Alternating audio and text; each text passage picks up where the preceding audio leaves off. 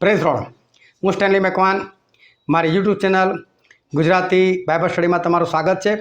મારી ચેનલને આજે અત્યારે આગળ તમે સબસ્ક્રાઈબ કરી લો અને ઈશ્વરના જ્ઞાનમાં તમે વધતા જાઓ. પ્રભુ ઈસુ ખ્રિસ્તે 40 દિવસ અને 40 રાત ઉપવાસ કર્યા. શું તમે કરી શકો છો?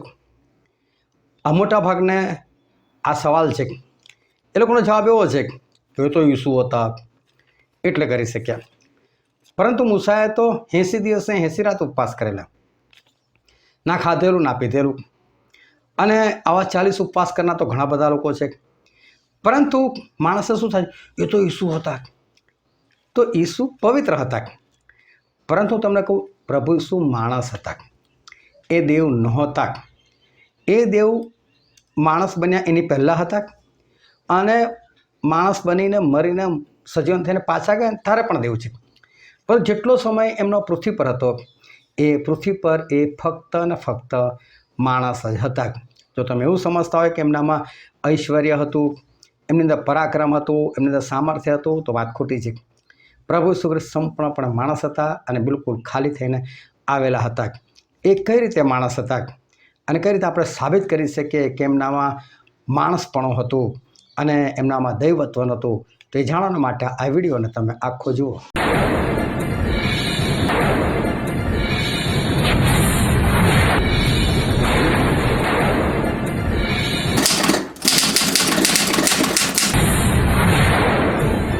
આજે છે તારીખ 19 ડિસેમ્બર 2025 અને વોટ્સએપ પર 10 સવાલ પૂછવામાં આવે છે. તેનો આ વિડીયો છે. અને આજનો સૌથી પહેલો પ્રશ્ન છે, વિનાશમાં વવાય છે અને શામાં ઉઠાડાય છે? હવે આ પુનરુત્થાન જે થવાનું છે માણસનું, એના વિશેનો આ પ્રશ્ન છે. અને એનો જવાબ છે અવિનાશમાં. અને બાઇબલમાંથી હું તમને વચન કાઢીને વંચાવું. 1 કોરિન્થી અને તેનો 15મો અધ્યાય. અને ત્યાં બાઇબલમાં એવું લખેલું છે, 42મી કલમથી વાંચું છું. મુયેલાનું પુનરુત્થાન પણ એવું છે, વિનાશમાં તે વવાય છે, અવિનાશમાં ઉઠાડાય છે. પરંતુ ફક્ત આટલું નથી. બધા જે પુનરુત્થાન શબ્દ છે, પુનરુત્થાન શબ્દનો અર્થ જીવતું થવું એવો નથી હોતો. પુનરુત્થાનનો અર્થ એવો છે કે મુયેલાઓ મધ્યથી પાછું ઉઠવું. એટલે કે બહુ બધા મરેલાઓ છે, એમાંથી કોઈકનું પાછું ઉઠવું. કોઈક લોકોનું, દરેક લોકો નથી ઉઠતા, પરંતુ અમુક લોકો ઉઠે છે. અને જે લોકો ઉઠી ગયા, એ લોકોને માટે એવું કહી શકાય કે એ લોકોનું પુનરુત્થાન થયું. તો જ્યારે માણસ મરી જાય છે ત્યારે એને દફન કરવામાં આવે છે. અને દફન કરવામાં આવે છે ત્યારે એનું જે પ્રાણી શરીર, જે લોહીના માંસનું બનેલું હતું, એ ખલાસ થઈ જાય છે અને માટી સાથે ફરી પાછું માટીમાં મળી જાય છે. પરંતુ ત્યાર પછી જ્યારે પ્રભુ એને ઉઠાડશે ત્યારે એ અવિનાશમાં ઉઠાડાય છે. અવિનાશ એટલે કે જેનો વિનાશ નહીં થાય એવું શરીર ઈશ્વર આપણને આપશે. અત્યારનું જે શરીર છે એ વિનાશી શરીર છે, ગમે ત્યારે ખલાસ થઈ જાય. તમે વૃદ્ધ થાઓ એટલે ઉઠવા બેસવા, ચાલવા, હરવા ફરવામાં તકલીફો પડે, ચહેરા પર કરચલીઓ આવી જાય, આખા શરીર પર કરચલીઓ આવી જાય, માણસ ધીરે ધીરે મરી જાય. પરંતુ જે નવું શરીર ઈશ્વર આપશે એ અવિનાશી શરીર છે. એ કદી ઘરડું નહીં થાય, એની ઉંમર નહીં વધે, એને કદી થાક નહીં લાગે, અને એ શરીર બહુ અદ્ભુત છે. અને આ જે શરીર છે એ પુનરુત્થાન માટે એવું લખવામાં આવે છે, અપમાનમાં વવાય છે. એટલે કે જ્યારે માણસને દફન કરવામાં આવે છે, તો બાઇબલ એને દફન નથી કહેતું, પણ બાઇબલ એને કહે છે વાવણી, એટલે કે વાવવામાં આવે છે. તમે જો ઘઉંનો દાણો પૃથ્વીમાં નાખો તો એ ઘઉંનો દાણો ખલાસ થઈ જાય છે, અને પછી એ છોડો બનીને બહાર આવે છે અને બીજા ઘણા બધા ઘઉંના દાણાને લઈને આવે છે. પણ જે ઓરિજિનલ હતો એ તો ખલાસ થઈ ગયો, પરંતુ હવે નવા ઘઉંના દાણા આવે છે. એમ જ આ પ્રાણી શરીર જે છે એ અપમાનમાં વવાય છે કે વિનાશમાં વવાય છે. એટલે કે જે દફન થવું એ શરીરની વાવણી દેખાડે છે. અને ત્યાર પછી એ ઉઠાડાય છે. એટલે કે જ્યારે એક નવું શરીર ધારણ કરીને આવે છે ત્યારે એને અવિનાશી શરીર મળે છે. એ અપમાનમાં વવાય છે પરંતુ ગૌરવમાં ઉઠાડાય છે. નિર્બળતામાં વવાય છે, એટલે આ પ્રાણી શરીર નિર્બળ છે પરંતુ ગૌરવવાન થઈને એને ઉઠાડવામાં આવે છે. નિર્બળતામાં વવાય છે, નિર્બળ છે પરંતુ પરાક્રમમાં, એટલે પરાક્રમી શરીર આપણને મળવાનું છે. પ્રાણી શરીર વવાય છે અને આત્મિક શરીર ઉઠાડાય છે. એટલે કે પ્રાણી શરીર એટલે કે જે આપણું લોહીના માંસનું બનાવેલું છે એવું શરીર, એની વાવણી કરવામાં આવે છે અને આત્મિક શરીર ઉઠાડવામાં આવે છે. તો પુનરુત્થાન એ બહુ અદ્ભુત બાબત છે કે જે શરીર સાથે આપણે મરી ગયેલા છે એ શરીર સાથે આપણે ઉઠવાના નથી, પરંતુ આપણે એક અલગ શરીર ધારણ કરીને આપણે ઉઠવાના છે. અને એ શરીર જે છે એ ગૌરવવંતું શરીર છે, એ શરીર આત્મિક શરીર છે, એ શરીર અવિનાશી છે, એ શરીર પરાક્રમી છે અને એ શરીર આત્મિક છે. તો આવી રીતે આપણું પુનરુત્થાન થશે. એટલે જ્યારે પ્રભુ ઈસુ ખ્રિસ્તનું પુનરુત્થાન થયેલું, પ્રભુ ઈસુ મરેલામાંથી જીવતા નહોતા થયા, પરંતુ એમનું પુનરુત્થાન થયેલું હતું, એટલે એમનું પણ શરીર બદલાઈ ગયેલું હતું. જે લોકો ફોટો બનાવે છે ને કે મરી ગયા પછીનું જે શરીર પ્રભુ ઈસુનું દેખાડવામાં આવે છે, એમાં પણ ઘા દેખાડવામાં આવે છે, પરંતુ એ બાબત ખોટી છે. પ્રભુ ઈસુ ખ્રિસ્તને નવું શરીર આપવામાં આવેલું હતું. પછી આજનો બીજો પ્રશ્ન છે, મારી એટલે કે પાઉલની માફક કોણ પ્રભુનું કામ કરે છે? અને છે તિમોથી. એટલે તિમોથી એ તો પાઉલ પ્રેરિત દ્વારા આવેલો એક વિશ્વાસી વ્યક્તિ હતો. એટલે જોવા જઈએ તો પાઉલનો ચેલો કહેવાય, પાઉલનો શિષ્ય કહેવાય કે પાઉલના હાથ નીચેનો કહેવાય એવો વ્યક્તિ હતો. પરંતુ પાઉલ એને માન આપે છે. અને પાઉલ શું કહે છે કે તિમોથી એ તો કે મારી માફક પ્રભુનું કામ કરે છે. એટલે પાઉલ એવું નથી કહેતા કે હું એકલો જ બહુ જોરદાર કામ કરું છું, બહુ ભાગાદોડી કરું છું, પરંતુ એ તો બીજાને પણ માન અને મહિમા આપે છે. બીજાને પોતાથી ઉતરતા નથી ગણતા, પરંતુ બીજાને પણ એ ઊંચાઈ પર લઈ જાય છે. એ તિમોથીને માટે એવું નથી કહેતા કે મારા હાથ નીચે છે અને માટે એ મારાથી નીચો છે, એવું નથી કહેતા, પરંતુ એવું કહે છે કે એ પણ મારી જેમ જ કામ કરે છે. એટલે કે એ માન આપે છે બીજાને. અને ખરેખર આ રીતે બીજાને હંમેશા આપણે માન આપવું જોઈએ. અને ફિલિપીઓના પત્રમાં લખેલું છે તેનો 2 અધ્યાય અને તેની 3 કલમ કે પક્ષાપક્ષીથી કે મિથ્યાભિમાનથી કંઈ ન કરો, દરેકે નમ્ર ભાવથી પોતાના કરતાં બીજાઓને ઉત્તમ ગણવા. તો આ પાઉલ પ્રેરિતની અંદર આ બાબત હતી કે પોતાના કરતાં બીજાને ઉત્તમ ગણે છે. એ જોવા જાય તો એવું કહી શકતા કે તિમોથી તો મારા દ્વારા શીખ્યા અને તિમોથી તો આમ ને તિમોથી એના કરતાં ઊંચો છું, પરંતુ પાઉલ પ્રેરિતની અંદર એ બાબત નથી. પાઉલ પ્રેરિત બીજાને માન આપે છે અને એ આપણને શીખવાડે છે કે આપણે આપણાથી ભલે નીચા હોય, પરંતુ હંમેશા એમને ઊંચા કરતાં આપણે શીખવાનું, બીજાને આપણા કરતાં ચડિયાતા ગણવાના. આજનો ત્રીજો પ્રશ્ન છે, કોણ પ્રેરિત ગણાવવાને યોગ્ય નથી? અને આજે ઘણા બધા લોકોએ ભૂલ ખાધી છે આ બાબતની અંદર. અને મોટાભાગના લોકોનો ત્રીજો પ્રશ્ન અને આજનો 10મો પ્રશ્ન એ મોટાભાગના લોકોનો ખોટો પડેલો છે. કોણ પ્રેરિત ગણાવવાને યોગ્ય નથી? અને એનો ખરેખર જવાબ છે તો ખબર નહીં, પરંતુ મોટાભાગના લોકોએ પાઉલ એવો શબ્દ વાપર્યો. અને જે 15મો અધ્યાય છે 1 કોરિન્થી અને તેની 9મી કલમમાં પાઉલ પ્રેરિત પોતે એવું કહે છે, કેમ કે પ્રેરિતોમાં હું સર્વથી નાનો છું અને પ્રેરિત ગણાવવાને પણ યોગ્ય નથી, કારણ કે મેં દેવની મંડળીની સતાવણી કરી. હવે આ પાઉલ પ્રેરિત એવું કહેવા માગે છે કે હું તો કહે છે કે પ્રેરિત ગણાવવાને પણ યોગ્ય નથી. એ તો પોતાની વાત કરે છે, પોતાની રીતે પોતાની વાત કરે. હું તો પ્રેરિત ગણાવવાને યોગ્ય નથી, એટલે પોતાને પિત્તર છે કે યોહાન છે, યાકૂબ છે કરતાં બહુ નીચે ગણે છે કે મેં તો મંડળીને સતાવી છે, એટલે તો ખરેખર હું તો પ્રેરિત પણ ના કહેવો, હું તો યોગ્ય વ્યક્તિ નથી, પણ ઈશ્વરે મને બહુ મોટું પદ આપી દીધું. પણ એનો અર્થ એવો નથી કે એ પાઉલ એ પ્રેરિત ગણાવવાને યોગ્ય નથી. એ તો સૌથી મોટા પ્રેરિત થઈ ગયા અને તો બહુ આગળ નીકળી ગયા. અને તમે બાઇબલની અંદરથી પાઉલ પ્રેરિતને કાઢી નાખો ને નવા કરારમાંથી, તો નવો કરાર ના રહે. તમે જો પ્રેરિતોના કૃત્યોના 13મા અધ્યાયથી લઈ અને તમે છેક ફિલેમોનના પત્ર સુધી જાઓ તો ફક્ત પાઉલ અને પાઉલ જ છે. જે માન પિત્તરને કે યુહાનને કે યાકૂબને નથી મળ્યું, એટલું બાઇબલની અંદર માન આ પાઉલને મળેલું છે. એટલે પાઉલ એ પ્રેરિત ગણાવવાને યોગ્ય નહોતા એવું નથી. પાઉલ તો બહુ જોરદાર વ્યક્તિ હતા અને પાઉલ જેવું તો કોઈ પ્રેરિત એમના જેવું જે સરખી રીતે ચાલવું જોઈએ એવો તો એમની રીતે જોરદાર રીતે જે ચાલવું જોઈએ એવું કદાચ બીજું કોઈ આપણને દેખાતું પણ નથી. અને એ પોતે જ એ 9મા અધ્યાયમાં પણ લખે છે, 1 કોરિન્થી 9મો અધ્યાય અને 1 જ કલમમાં લખે છે, શું હું સ્વતંત્ર નથી? શું હું પ્રેરિત નથી? એ કહે છે શું પ્રેરિત નથી? એટલે કહેવા માગે છે હું તો એ પ્રેરિત છું કહે છે. અને પછી શું કહે છે બીજી કલમમાં, જો હું બીજાઓની દ્રષ્ટિમાં પ્રેરિત ન હોઉં તો પણ બેશક તમારા માટે તો છું જ, કેમ કે પ્રભુમાં તમે મારા પ્રેરિતપણાનો મહોર સિક્કો છો. એ કહે છે કે તમને હું વિશ્વાસમાં લાવ્યો અને મારા દ્વારા તમે પવિત્ર આત્મા પામ્યા, હું તો પ્રેરિત છું જ, એમ કહેવા માગે છે. એટલે ખરેખર પાઉલ પ્રેરિત એ પ્રેરિત હતા, પણ એ તો પોતાની ખેલદિલી વ્યક્ત કરે છે, નિખાલસતા વ્યક્ત કરે છે કે મેં તો મંડળીને કેટલી બધી સતાવી, તો પછી હું તો પ્રેરિત કહેવાને પણ યોગ્ય નથી, કહે છે ગણાવવાના યોગ્ય નથી. પણ એનો મતલબ એવો નથી કે એ પ્રેરિત ગણાવવાને યોગ્ય નથી. અને બની શકે કે તમને કદાચ એવું પણ લાગ્યું હોય કે બાઇબલના એક્ઝેક્ટ શબ્દથી પ્રશ્ન પૂછવામાં આવે છે. તો હજુ હું આગળ તમને એનો પણ ખુલાસો આપું છું અને આ વિડીયોનો તમે આખો જોજો. આજનો ચોથો પ્રશ્ન છે, કોણ સઘળી રાજ્ય સત્તા તથા સઘળો અધિકાર તથા પરાક્રમ તોડી પાડશે? અને એ છે પ્રભુ ઈસુ ખ્રિસ્ત. જ્યારે નબુખાદનેસર રાજાને સપનું આવેલું તો સપનાની અંદર એને એક મૂર્તિ દેખાયેલી હતી. એમાં એનું માથું સોનાનું હતું, હાથ અને છાતીનો ભાગ હતો એ ચાંદીનો હતો, અને પેટ ને કમર ને એ બધું પિત્તળનું હતું, અને નીચેનો ભાગ લોખંડનો હતો. અને આ જે મૂર્તિ દેખાય છે, અને ત્યારે એક પહાડ પણ દેખાય છે, અને પહાડમાંથી એક પથ્થર કોઈના પણ હાથ લગાડ્યા વગર કાપી નાખવામાં આવે છે. અને એ પથ્થર આ મૂર્તિ પર મારો ચલાવે છે, અને આખી મૂર્તિને ભાગીને ભૂક્કો કરી નાખે છે, અને એક જોરદાર હવા આવે છે અને આ ભૂક્કાને ઉડાઈને લઈ જાય છે, અને પૃથ્વી જે છે બહુ સરસ થઈ જાય છે. અને એ જે સપનું આવેલું એનો જે અર્થ દાનિયેલ આપેલો એવો હતો કે સોનાનું માથું એ તો ઈરાકનો રાજા નબુખાદનેસર રાજા હતા, અને એના પછી એનાથી ઉતરતું રાજ્ય એ ઈરાનનું રાજ્ય થયું. એના પછી ઉતરતું રાજ્ય ગ્રીક લોકોનું થયું, જે પિત્તળ જેવું છે. એના પછી જે ઉતરતું રાજ્ય થયું એ રોમન સરકારનું રાજ્ય થયું. અને ત્યાર પછી બધા રાજ્યો જે છે એ બધા વહેંચાઈ ગયા, અને કોઈ લોખંડની જેમ મજબૂત બન્યું, તો કોઈક વળી માટીની જેમ કોમળ બન્યું. એ રીતે બધા રાજ્યો બધા વહેંચાઈ ગયા.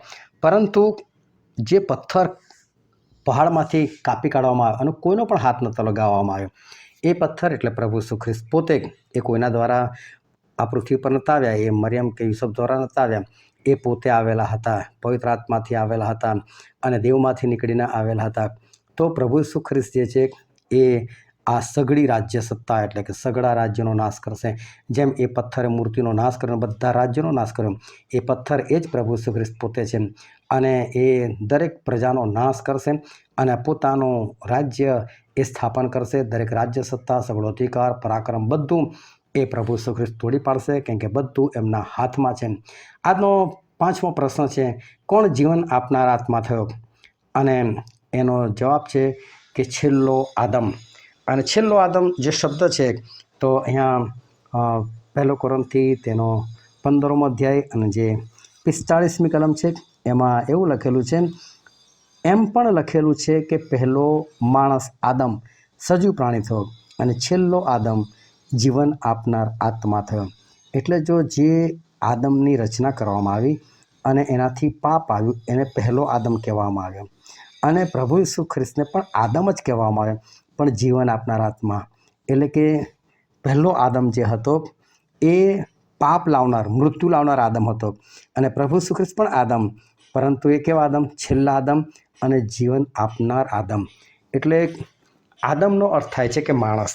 એટલે પ્રભુ ઈસુ ખ્રિસ્ત આ પૃથ્વી પર આવેલા ને ત્યારે સંપૂર્ણપણે માણસ બનીને આવેલા. એમનામાં દૈવત્વ નહોતું, દૈવત્વ બધું મૂકીને આવેલા હતા. અને એટલે ફિલિપિયોના પત્રમાં લખવામાં આવેલું છે, તેનો 2 અધ્યાયની અંદર લખવામાં આવેલું છે, અને હું વાંચું છું તેની 6, 7 અને 8મી કલમ. પોતે દેવના રૂપમાં છતાં તેણે દેવ સમાન હોવાનું પકડી રાખવાને ઈચ્છ્યું નહીં, પણ તેણે દાસનું રૂપ ધારણ કરીને એટલે માણસોના રૂપમાં આવીને પોતાને ખાલી કર્યો, અને માણસના આકારમાં પ્રગટ થઈને મરણને, હા વધસ્તંભના મરણને આધીન થઈને પોતાને નમ્ર કર્યો. અહીં સ્પષ્ટ લખવામાં આવેલું છે કે દૈવત્વ, ઐશ્વર્ય એ બધું એ ઉપર મૂકીને આવેલા હતા, અને સંપૂર્ણપણે માણસના રૂપમાં આવેલા, ખાલી થઈને આવેલા હતા, શૂન્ય બનીને આવેલા હતા. એટલે પ્રભુ ઈસુ જ્યારે આ પૃથ્વી પર હતા ને ત્યારે તમારા અને મારા જેવા એક માણસ બનીને આવેલા. જેટલી કમજોરી આપણામાં છે એ દરેક કમજોરી સાથે જ પ્રભુ ઈસુ ખ્રિસ્ત આ પૃથ્વી પર આવેલા. જે કંઈ એમણે હાંસિલ કર્યું, પ્રાપ્ત કર્યું, એ બધું આ પૃથ્વી પર ઉપવાસ અને પ્રાર્થના સહિત એમણે બધું પ્રાપ્ત કર્યું. પરંતુ પ્રભુ ઈસુ એક માણસ બનીને આવેલા, એટલે એમને છેલ્લો માણસ કહેવામાં આવ્યો. આદમ એટલે માણસ, છેલ્લો આદમ એટલે કે જીવન આપનાર આત્મા થયા. એટલે પ્રભુ ઈસુ ખ્રિસ્ત 100% માણસ હતા. એને આપણે યાદ રાખવાનું, જો એ એવું જીવન જીવી શકે છે, પવિત્ર જીવન, તો આપણે પણ પવિત્ર જીવન જીવી શકીએ છીએ. એટલા માટે તો પ્રભુ કહે છે કે જેવો હું પવિત્ર છું તેવા તમે સર્વ પ્રકારના આચરણમાં પવિત્ર થાવ. આપણે બની શકીએ છીએ. આપણે એવું કહી નથી શકતા તો ઈસુ હતા એટલે આમ થયું તેમ થયું, પણ એ તો આપણા જેવા ખાલી થઈને આવેલા હતા. જો એ કરી શકે છે તો આપણે પણ એમના જેવી મહેનત કરીએ તો આપણે પણ કરી શકીએ છીએ. અને પછી 6થો પ્રશ્ન જાજો, વિશ્વાસમાં દ્રઢ રહો, શું દેખાડો? અને એનો જવાબ છે પુરુષાર્થન દેખાડો. પુરુષાર્થન એટલે મર્દાનગી. અને પૃથ્વી પર 3 પ્રકારના લોકો હોય. એક હોય સ્ત્રી પાત્રક, બીજો હોય મર્દ પાત્રક, અને જે સ્ત્રીમાં પણ ના હોય અને પુરુષમાં પણ ના હોય એને હિજડો કહેવાય, વચ્ચેનો માણસ કહેવાય. અને બાઇબલ એવું કહે છે કે તમે પુરુષાર્થન દેખાડો. પુરુષાર્થન એટલે મર્દાનગી તમે દેખાડો.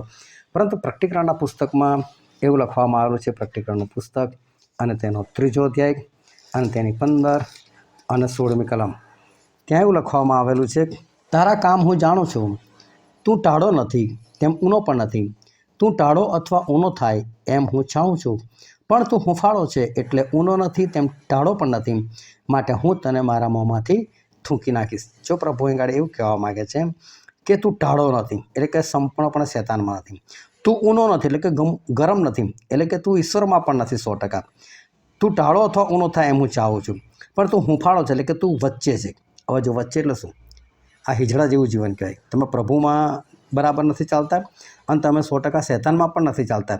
તમે પ્રભુ પણ કરો છો અને શેતાનના કામ પણ કરો છો, અને હિજડા જેવું જીવન કહેવાય, આત્મિક હિજડા કહેવાય.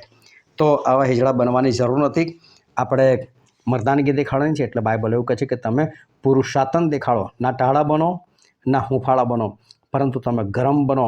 અને બિલકુલ આપણે ગરમ બનીને પ્રભુ એમના સેવકોને એ અગ્નિની જ્વાળા જેવા બનાવે છે. તો માટે આપણે ગરમ બનીએ અને આપણે વચ્ચેના ના બનીએ. આપણે પુરુષાર્થન એટલે કે મર્દાનગી દેખાડનાર થઈએ. પછી આજનો 7મો પ્રશ્ન છે, આપણું જ્ઞાન કેવું છે અને આપણે કેવો પ્રબોધ કરીએ છીએ? અને એનો જવાબ છે અપૂર્ણ. આપણું જ્ઞાન અપૂર્ણ છે અને આપણે અપૂર્ણ પ્રબોધ કરીએ છીએ. પ્રબોધ એટલે ઈશ્વરના વચનો અપૂર્ણ રીતે બોલે છે, પરંતુ એનું કારણ એક જ છે કે પવિત્ર આત્માની ગેરહાજરી. જો માણસ પોતાના જ્ઞાનથી બોલે છે ને તો પછી એને ખોટું બોલવાની પૂરેપૂરી સંભાવના છે. જો માણસ પોતાના જ્ઞાનથી બોલે છે તો પછી એનાથી ભૂલ થવાની પૂરેપૂરી સંભાવના છે. પરંતુ જો માણસ એ પવિત્ર આત્માથી બોલે તો પછી ભૂલ થવાની સંભાવના નથી. કારણ કે નીતિવચન પુસ્તકમાં એવું લખેલું છે, તેનો 3 અધ્યાય અને આપણે વાંચીએ તેની 5, 6 અને 7મી કલમ, તારા ખરા હૃદયથી યહોવા પર ભરોસો રાખ અને તારી પોતાની જ અક્કલ પર આધાર ન રાખ. શું કહે છે બાઇબલ? તારી પોતાની જ અક્કલ પર આધાર ન રાખ. તારા સર્વ માર્ગોમાં તેની એટલે કે ઈશ્વરની આણ સ્વીકાર એટલે કે બીક રાખ, એટલે તે તારા રસ્તાઓ પાધરા કરશે. તું પોતાની નજરમાં જ્ઞાની ન થાક, યહોવાનો ડર રાખીને દુષ્ટતાથી દૂર થાક. તો પ્રભુ આપણને કહે છે કે તું તારી અક્કલ પર ના ચાલ, કે છે તું તારી પોતાની નજરમાં જ્ઞાની ન થાક. પરંતુ લોકો બાઇબલ કોલેજ કરે, જ્ઞાની બની જાય, હું કંઈક છું, હું શીખેલો છું, અને એ પ્રમાણે પ્રબોધ કરે, તો એનું જ્ઞાન અપૂર્ણ છે અને એનો પ્રબોધ પણ અપૂર્ણ છે. પરંતુ જો માણસ પવિત્ર આત્માથી બોલે તો પછી એનાથી ભૂલ નથી થતી અને પવિત્ર આત્માથી બોલે છે, તેનું શિક્ષણ સાચું છે, તો પછી એનો ઉપદેશ સંપૂર્ણ છે. પાઉલ પ્રેરિત કે પિત્તર કે યોહાન એ લોકો કંઈ અપૂર્ણ પ્રબોધ નહોતા કરતા, એ લોકો સંપૂર્ણ પ્રબોધ કરતા હતા, કારણ કે પવિત્ર આત્માથી ચાલતા હતા. અને માટે જો તમે પવિત્ર આત્માથી પ્રબોધ કરો છો તો સારું છે.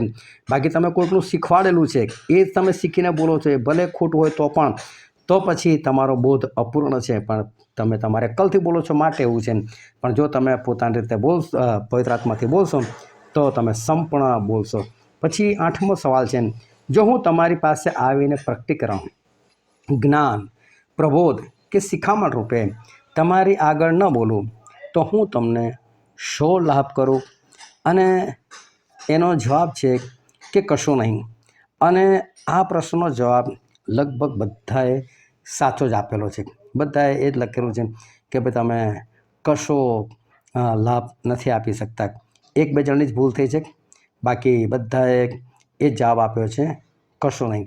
હવે આ જે જવાબ છે એ હું વાંચું છું 1 કોરિન્થી તેનો 14મો અધ્યાય અને તેની 6ઠ્ઠી કલમ. અહીંયા એવું લખવામાં આવેલું છે, વળી ભાઈઓ, જો હું તમારી પાસે આવીને અન્ય ભાષાઓ બોલું અને જો પ્રકટીકરણ, જ્ઞાન, પ્રબોધ કે શિખામણ રૂપે તમારી આગળ ન બોલું તો હું તમને શો લાભ કરું? હું તમને શું લાભ કરું છું? પછી જો બાઇબલમાં કશું જ નથી લખ્યું કે કશો લાભ નથી કરતા એવું, પણ આ તમે તમારી મરજીથી લખ્યું. એવો બાઇબલમાં કોઈ શબ્દ જ નથી કે કશો નહીં, પણ વાંચીને સમજી જવાય કે કશો નહીં, અને એ જ જવાબ સાચો હતો.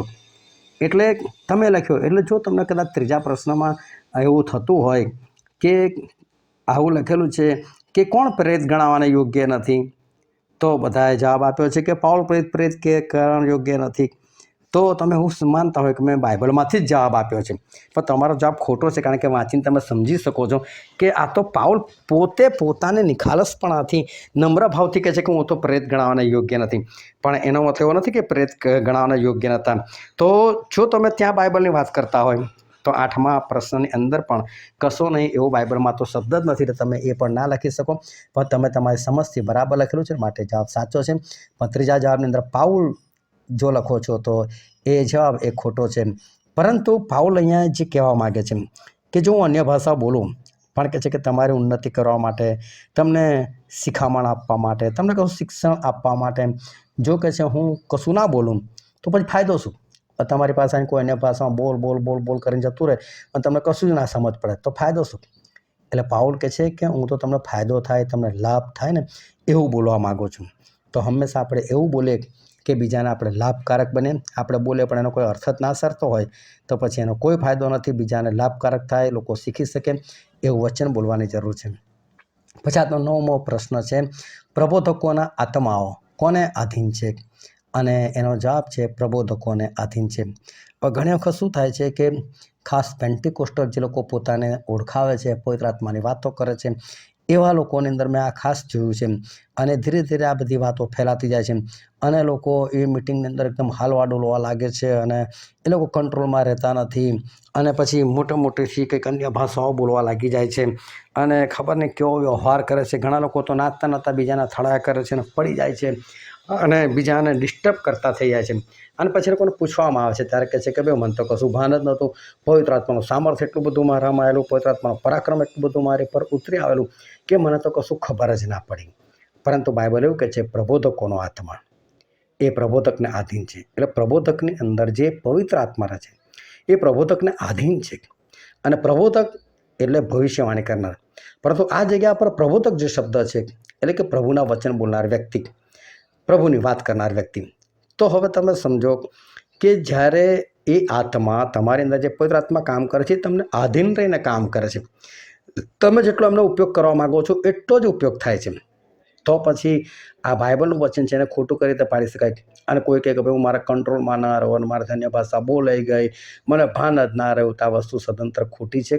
પ્રબોધકોનો આત્મા પ્રબોધકને આધીન છે. તમે જેટલું કરશો એટલું જ એ કરશે, બાકી નહીં કરે.